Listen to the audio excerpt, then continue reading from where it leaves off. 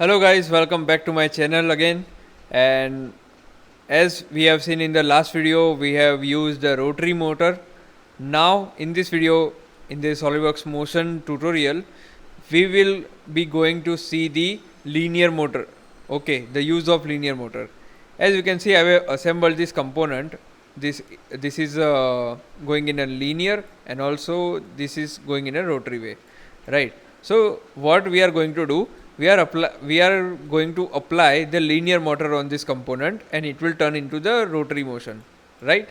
So as you can see, you can go to the motion study, then you click the basic motion, and okay, you can accordingly you can set your timeline.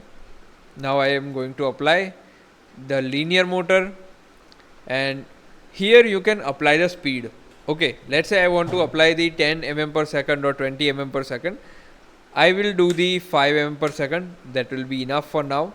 My graph will be okay throughout the constant. Okay, click here, graph to enlarge. You can enlarge this, and I will going to select the component.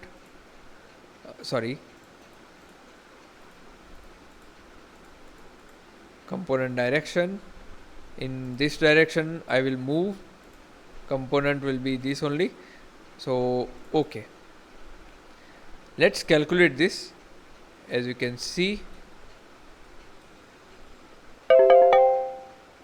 let me increase the speed.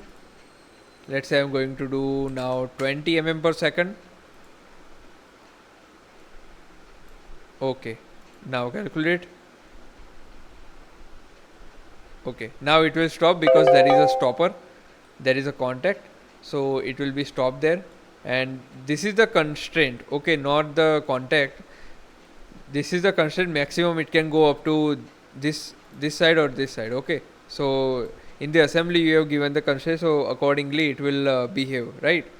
So if you have applied any mate which is constraining, so it will be get stopped. Okay, so there is no way you are going against the mates. Okay, so this is how you can use the linear motor. So that's it for the video. Keep sharing, keep learning.